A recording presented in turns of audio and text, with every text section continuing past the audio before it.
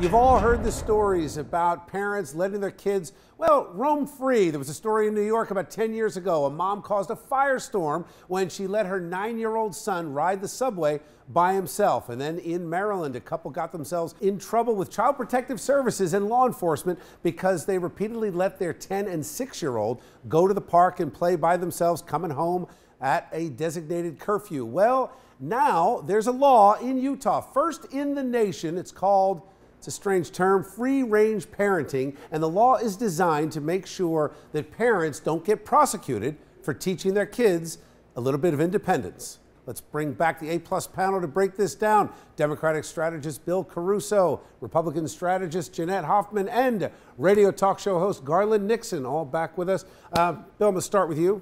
You're a parent. The free-range part of it is just a goofy title. Yeah. But, you know, because you think it's just a strange title, but it is an interesting point, and it seems to me that this is a reversal of decades of coddling. What do you think? I tend to agree with you in a rare moment, Bill. As a parent, I will tell you, the pressures are unimaginable these days, right? And it used to be back in the day when you make these choices for your kids, you were just branded as those parents. Now, the law enforcement potentially is involved.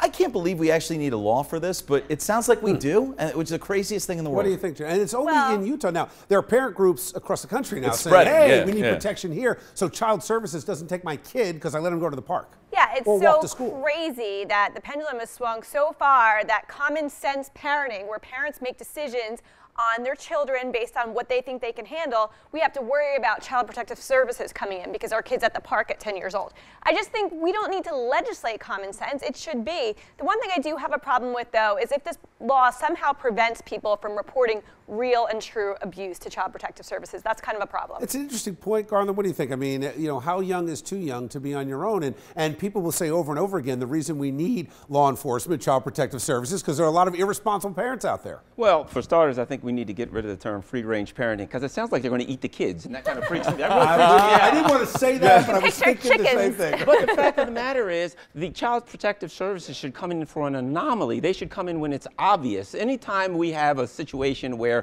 on a day-to-day decision that every parent makes, that the government has to come in and address that, it's certainly, we shouldn't be there. That's out of line. We need to get away from that thought process. So, what do you, go ahead. I was going to say, the more that we can, as parents, instill in our children proper values, but also some self-sufficiency, right? So they're ready for life going forward. And I'm not saying you're doing that at 4, but I think at 10, a little bit of self-sufficiency is a good thing. And, you know, if we're worried about law enforcement or Child Protective Services intervening in that, that's a problem in society right now. And the majority of parents are responsible and not neglectful. Absolutely. And you might have one kid that you can let do that with and another kid that you can't. Amen to that. The parent has to make an individual decision. I agree with that. Jeanette, let me ask you, do you think, though, the backlash is, go back to my point about coddling. I mean, my wife and I, you know, when we taught our kids how to ride a bike, wouldn't let them wear a helmet. You know, wanted them to learn how to deal with adversity. We didn't have any of the child protective locks on the stove. We just taught them, don't touch the stove. Right. Well, I think you're right, Bill. I think the helicopter parenting from the past generation has really gotten so bad that people are saying this is absolutely ridiculous. These kids shouldn't be coddled like snowflakes. They need to learn responsibility. The world is a dangerous place, and we have to teach our children that, and the government can't fix that for us. Coping skills, right? All right. Thank you, guys. Good to have you here.